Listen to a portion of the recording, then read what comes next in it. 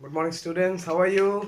चलिए, हम लोग क्लास 11th का स्ट्रक्चर ऑफ एटम्स पढ़ रहे थे। उसे बताया गया था, आपको जॉन डाल्टन थ्योरी के बारे में पढ़ा गया था। The first idea proposed for an atom was given by John Dalton. उसके फर्दर हम लोग अब आगे आज पढ़ेंगे कैथोड रे के बारे में, discharge tube which was given by Michael Faraday. Michael Faraday scientist थे जिन्होंने इनके बारे में स्टडी किया in 1808. Michael Faraday was a scientist in 1808 who did this experiment cathode ray discharge tube के बारे में. Cathode ray discharge tube is a cylindrical tube which has a vacuum. इसमें क्या होगा?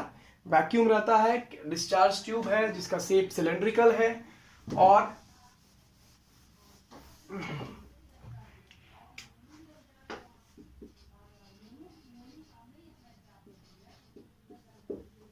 वैक्यूम, साथ में आपको दो मेटल का स्ट्रिप लिया गया राउंड शेप में.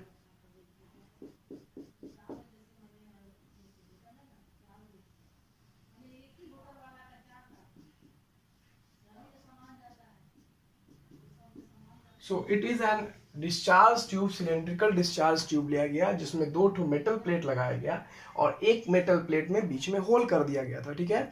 और इसी तरीका से एक को बनाया गया कैथोड और दूसरे को बनाया गया था anode by applying an external high voltage. यहां से हमको हाई वोल्टेज अप्लाई किया गया और इसको बनाया गया था कैथोड पॉइंट और इसको बनाया गया था एनोड पॉइंट. तो कैथोड मतलब हो गया आपको निगेटिवली चार्ज और कैथोड मतलब हो गया पॉजिटिवली चार्ज. तो ये हो गया मेरा निगेटिव टर्मिनल, ये हो गया मेरा पॉजिटिव टर्मिनल. तो इसका नाम हो गया मेरा कैथोड और इसका नाम हो गया मेरा एनोड. तो इसमें दो चीज बहुत ही इंटरेस्टिंग था. क्या था इंटरेस्टिंग? दैट कि आपको दो चीज इसमें अप्लाई किया गया. पहला, एक तो हाई प्रेशर था और दूसरा इसमें था तुमको high pressure and high voltage was applied. High voltage was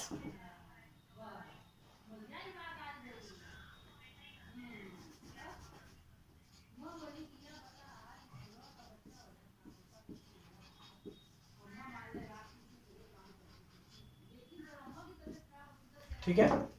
anode upon applied, एक एक्सटर्नल पोटेंशियल दिया गया यहाँ पर जिसमें नेगेटिव टर्मिनल आपको इस मेटल से जोड़ा गया जिसका नाम कैथोड दे दिया गया और दूसरा मेटल टर्मिनल को पॉजिटिव टेन से जोड़ा गया जिसका नाम आपको एनोड दे दिया गया. और ये वैक्यूम है, एयर टाइट है. इसके बाद में क्या होता है एक्सपेरिमेंट हम लोग समझते हैं आगे. ये जैसे ही पोटेंशियल आपको अप्लाई किया गया, रे started coming out through this metal. इस मेटल से रेडिएशन होना शुरू हुआ और ये स्ट्रेट लाइन में ट्रेवल करना शुरू करेगा. कैसे जाएगा? इट वाज गोइंग फ्रॉम, ऐसे लगने लग गया. And some rays was seen that they pass through the hole and gone and back side of the cathode tube. कुछ रे क्या किया, उस होल में से पास करके back side of the cathode tube चला गया.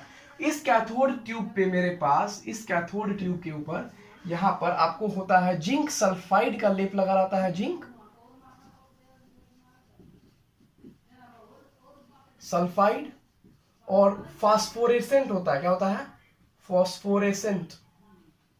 जैसे ही ये कैथोड रे इस वॉल को स्ट्राइक करता है, as soon as these cathode ray after passing the cathode ring, anode ring में से जैसे पास करेगा ये कैथोड रे और पीछे आकर के जैसे ही इसके वॉल को, ट्यूब के वॉल को स्ट्राइक करेगा, जैसे ही स्ट्राइक करेगा, a flash of light being seen there, flash of light seen करेगा.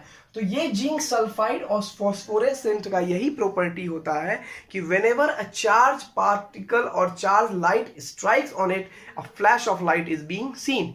तो जैसे ही इसके ऊपर ये लाइट स्ट्राइक किया, a flash of light was seen there. तो फिर flash of light was seen there. तो यहां से कुछ कैथोड का प्रॉपर्टीज हम लोग को निकला. कैथोड रेज के बारे में क्या प्रॉपर्टीज निकला उसके बारे में कुछ हम लोग देखते हैं. तो कैथोड रेज, इससे ये पता चला कि it travels in a straight line. तो प्रॉपर्टीज हम लोग लिख के देखते हैं.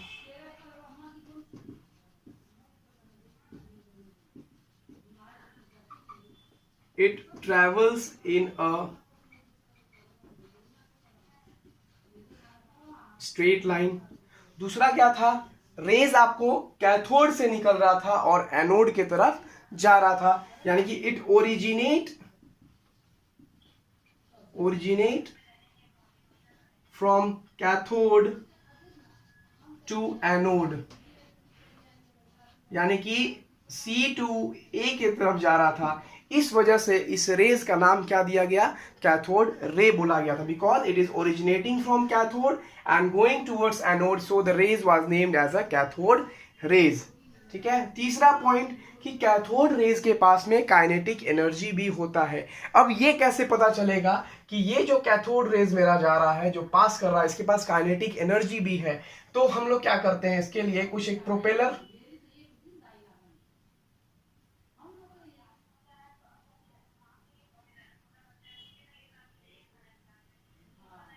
ये प्रोपेलर अगर हम लोग लगा देते हैं बीच में, और ये कैथोड रे जब इस प्रोपेलर को आके हिट करेगा, जैसे मान लीजिए कैथोड से आपका रेज चला, coming here, striking the anode and passing through this hole, और ये एनोड रेज इस होल से जब पास करेगा, और पास करने के बाद जैसे ही इस प्रोपेलर से आके स्ट्राइक करेगा, प्रोपेलर से आके स्ट्राइक करेगा, then you will find that propeller starts rotating, propeller start करेगा रोटेट करना। इसका मतलब ये हुआ कि यह जो काइनेटिक एनर्जी था वो किस में कन्वर्ट हो गया, मैकेनिकल एनर्जी में कन्वर्ट हो गया। यही कारण था कि ये फैन, प्रोपेलर का जो फैन था वो रोटेट करना शुरू हो गया, because kinetic energy was completed into converted into mechanical energy. Yes, so from here we can see that कि cathode rays have kinetic energy, they have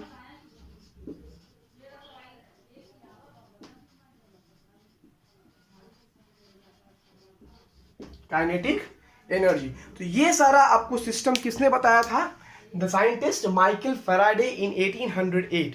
बस इतना ही तक उसने बताया था। ये सारा सेटअप, इसी तरीके सारे सेटअप को फिर किसने यूज किया, the name scientist J Thomson. J Thomson ने जब इसके जे थॉमसन ने जब आपको माइकल फैराडे का सेटअप यूज किया, फ्रॉम देयर ही फाइंड दैट कैथोड रेज जो आपको निकल रहा है उसके पास नेगेटिव चार्ज होता है। तो वहां पे हम लोग देखते हैं अब जे थॉमसन, जो कि डिस्कवरी ऑफ इलेक्ट्रॉन के नाम से भी जाना जाता है। जे थॉमसन ने इन 1897, जे थॉमसन ने 1897 में सारा सेटअप यूज किया आपको माइकल फैराडेज का, बट जो चेंज था उसके सिर्फ डिस्चार्ज ट्यूब में था। वहां जो डिस्चार्ज ट्यूब माइकल फैराडे ने यूज किया था, it was cylindrical in shape. यहां पर जे थॉमसन ने जो आपको क्रिएट किया, जो यूज किया डिस्चार्ज ट्यूब, ये एलोंगेटेड है, थोड़ा सा tube like structure, but it is elongated. Okay, तो उसमें ये यूज किया। बाकी सारा सेटअप वैसे ही था। दो मेटल स्ट्रिप इसमें भी है, जिसमें एक में मिडिल में होल है। इन वेरी सिमिलर वे, एक को कैथोड से जोड़ा जाता है, फिर दूसरे को एनोड से जोड़ा जाता है। तो यहाँ पर भी उसी तरीका से इस पॉइंट को हम लोग ला करके कैथोड से जोड़ देते हैं, और दूसरे पॉइंट को ले जा करके हम लोग एनोड से जोड़ देते हैं। तो ये हो जाता है मेरा माइनस, ये हो जाता है प्लस। तो फिर इसको हम लोग लिखते हैं कैथोड, और उस वाले पॉइंट को लिखते हैं हम लोग एनोड। ठीक है। इसमें भी वैसे ही है, हाई वोल्टेज अप्लाई किया जाता है, वैक्यूम रहता है, प्रेशर कुछ नहीं है, लो प्रेशर रहता है। इसमें भी सेम वैसे ही कंडीशन सारा था जो आपको जे थॉमसन ने यूज किया, जैसे कि माइकल फैराडेज में था। फिर यहाँ से वैसे ही होगा, जैसे ही एक्स्ट्रा पोटेंशियल अप्लाई किया जाएगा, आपको यहाँ से इलेक्ट्रिक करंट पोटेंशियल फ्लो करना शुरू करेगा मेटल से, फिर आपको रेज निकलना शुरू होगा। वेरी सिमिलर, उसी तरीके से स्ट्रेट लाइन में आपको रेज निकलेगा, ऐसे ही कुछ रेज निकलेगा। कुछ रेज आपको इस होल में आएगा, और इस होल से पास करके फिर ये जैसे ही जाके स्ट्राइक करेगा इस पॉइंट पर, जैसे ही वो जा करके इस पॉइंट पर स्ट्राइक करता है, फिर आपको एक फ्लोरोसेंस यहां पर रिप्रेजेंट होता है, दैट इज फॉस्फोरेसेंट, फॉस्फोरेसेंट और जिंक सल्फाइड। फिर आपको यहाँ पर एक फ्लैश कलर का लाइट जनरेट हो जाएगा, क्योंकि उसका प्रॉपर्टीज है, जैसे कि आपको बताया गया था किसमें, माइकल फैराडेज के प्रोजेक्ट में। तो अभी तक कोई वैसा चेंज हमको नहीं मिला, सिर्फ एक ही चेंज मिला अभी तक के सेटअप में जे थॉमसन में, that the change in the discharge tube. वहां पे सिलेंड्रिकल था, इसका डिस्चार्ज ट्यूब दूसरा है, बाकी सारा सेटअप वैसे का वैसा ही है। इसके बाद उसने क्या किया वो बहुत इंपॉर्टेंट है। इसके बाद उसने क्या किया वो बहुत इंपॉर्टेंट है। देखिए उसने क्या किया उसके बाद में, he applied an extra electric field, external एक इलेक्ट्रिक फील्ड उसने अप्लाई किया opposite to the point opposite to the cathode ray which has passed through this ring and strike at a point, इस पॉइंट का अगर नाम हम लोग A दे देते हैं, और उसने इलेक्ट्रिक फील्ड अप्लाई किया यहां पर,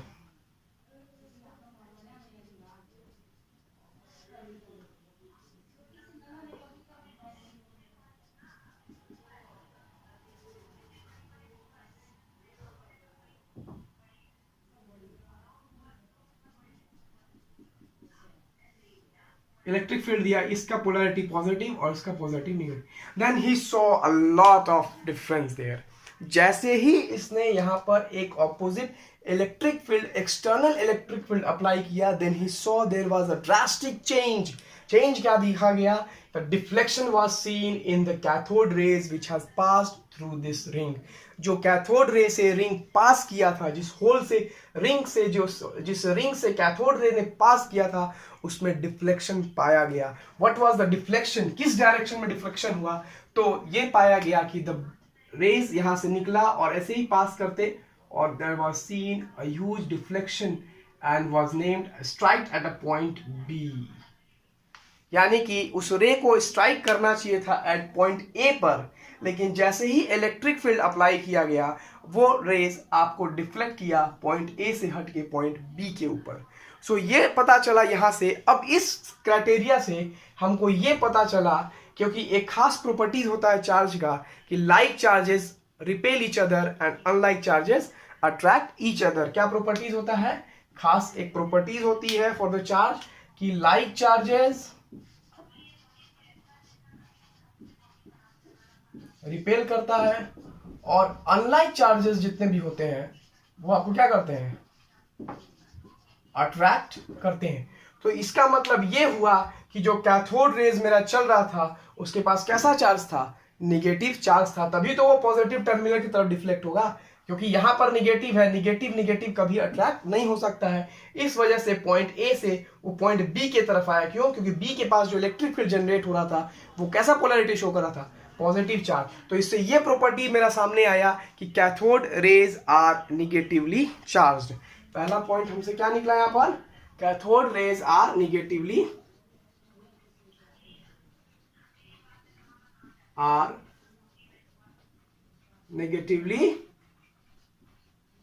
चार्ज। ये मेरा पहला पॉइंट यहां से निकला। फिर उसने क्या किया? अब इलेक्ट्रिक फील्ड के जगह पे अब उसने अप्लाई किया मैग्नेटिक फील्ड। अब इलेक्ट्रिक फील्ड को बंद कर दिया गया, इस दोनों को स्विच ऑफ किया गया, और उसके जगह पे इसने अप्लाई करा दिया मैग्नेटिक फील्ड। अब देखते हैं मैग्नेटिक फील्ड अप्लाई हुआ तब क्या हुआ। जैसे मान लीजिए यहां से मैग्नेट रख दिया गया, ये नॉर्थ पोल, ये साउथ पोल, उसी तरीके से यहां magnet, north pole, south. Then there saw again deflection. फिर देखिए मजा क्या हुआ।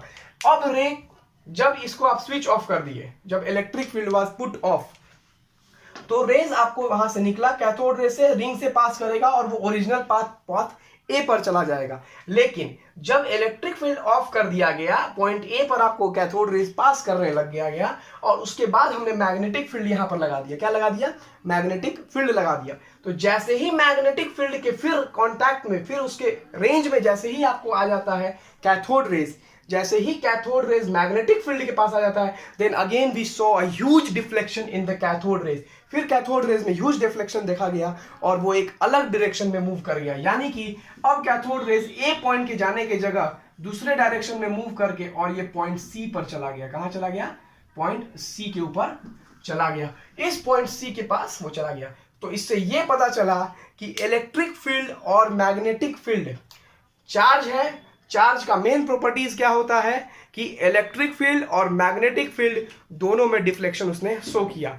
अब डिफ्लेक्शन का कारण क्या होता है? क्यों डिफ्लेक्शन शो किया गया? इसका मेन कारण था कि चार्ज और मास, क्योंकि चार्ज होगा तभी डिफ्लेक्शन होगा, अगर चार्ज नहीं होता तो डिफ्लेक्शन भी नहीं होता। तो इसका मतलब ये पता चला हमको कि कैथोड रे के पास कोई ना कोई चार्ज है, और वो चार्ज का नाम दिया गया निगेटिवली चार्ज। और यही डाल्टन ने बताया था कि एटम ही एक स्मॉलेस्ट पार्टिकल है जो कि फर्दर डिवाइड नहीं हो सकता है। लेकिन जे थॉमसन ने इसको नकारा और वहां पे कहा उसने कि नहीं, एटम नहीं हो सकता है। हर एक मेटल में ऐसा एक निगेटिवली चार्ज पार्टिकल है जो कि रिस्पॉन्सिबल है, वही स्मॉलेस्ट फंडामेंटल पार्टिकल्स होगा, जिसका नाम इलेक्ट्रॉन दिया गया था। ठीक है। उसके बारे में फिर उसने भी उतना क्लियर नहीं किया। इलेक्ट्रॉन के बारे में यानी कि चार्ज के बारे में बताया गया कि चार्ज और मास दोनों है। तो यहां से लिख सकते हैं हम लोग सेकंड पॉइंट क्या मिला हमको कि चार्ज एंड मास यानी कि डिफ्लेक्शन जो मिला हमको, deflection was obtained due to mass and charge। मास और चार्ज की वजह से ही यहां पर डिफ्लेक्शन दिया गया। अब क्या हुआ, अब इंटरेस्टिंग समझिए बात, सबसे इंटरेस्टिंग तो अब आएगा भैया। अब देखिए क्या किया उसने, अब उसने यानी कि आपका डिफ्लेक्शन किस पर डिपेंड कर रहा था, दोनों फील्ड के ऊपर। कैसे फील्ड पर, इलेक्ट्रिक फील्ड और मैग्नेटिक फील्ड पर। तो उसने क्या किया, अब इलेक्ट्रिक फील्ड और मैग्नेटिक फील्ड दोनों के इंटेंसिटी को ऐसा मैच करा दिया कि आपका डिफ्लेक्शन ना ही बी की तरफ जा रहा था और ना ही डिफ्लेक्शन सी की तरफ जा रहा था। इसका मतलब क्या, कैथोड रेज आपको स्ट्रेट लाइन में वापस पॉइंट ए पर चला गया। यानी कि इलेक्ट्रिक फील्ड और मैग्नेटिक फील्ड को इस तरीके से दोनों को कोइंसाइड किया गया, इस स्ट्रेंथ में लाया गया कि आपका without any deflection straight ray में cathode rays at point A पर वापस आके स्ट्राइक कर गया। उस केस में उसने फिर वहां से निकाला E by M ratio, that is charge by M का रेशियो, वहीं से उसने निकाला जॉन माइकल जे थॉमसन ने। E by M charge by mass का रेशियो निकाल के देखा गया। There they found that 1.758 into 10 to the power 11 coulomb पर केजी। ये E बाई एम का रेशियो जे थॉमसन ने निकाल के दिया था कि E बाई एम का जो रेशियो है 1.758 into 10 to the power 11 coulomb पर केजी होता है। फिर उसने क्या किया, उसने सोचा कि ये सिर्फ हो सकता है सिर्फ एक मेटल के लिए हो। फिर उसने क्या किया, ही चेक फॉर डिफरेंट मेटल्स, अलग अलग मेटल्स को उसने लेकर के फिर चेक किया। Then also he found that कि E by M remains same for all metals. चौथा पॉइंट क्या निकला कि E बाई एम का जो रेशियो था remains constant for other metals also, remains constant for all metals. लेकिन इसका एक्सपेरिमेंट एक चीज में फेल कर गया, वो आप बताइए क्या होता है। तो E बाई एम का रेशियो उसने तो बता दिया, लेकिन what is the exact charge, exact value of E, उस पार्टिकल का चार्ज कितना था जे थॉमसन नहीं बता पाया। उस पार्टिकल का मास कितना था नहीं बता पाया, लेकिन उसने E बाई एम का रेशियो जरूर दे दिया था। तो इसी तरीका से अब चार्ज का वैल्यू क्या होता है, इलेक्ट्रॉन का मास कितना होगा, वो आपको आगे के एक्सपेरिमेंट में रॉबर्ट मिल्कन नाम का साइंटिस्ट था, उसने बताया था। इसको अगले वीडियो में हम पढ़ाएंगे। स्टूडेंट्स, तब तक ये समझ में आया आपको, आज हम लोगों ने कर लिया डिस्कवरी ऑफ इलेक्ट्रॉन्स। अब चार्ज का वैल्यू कितना होगा, इलेक्ट्रॉन का वैल्यू कितना होता है, इसको हम लोग नेक्स्ट वीडियो में करेंगे। आप लोग घर पे पढ़िए, इसको आगे पढ़ के आइएगा। Thank you.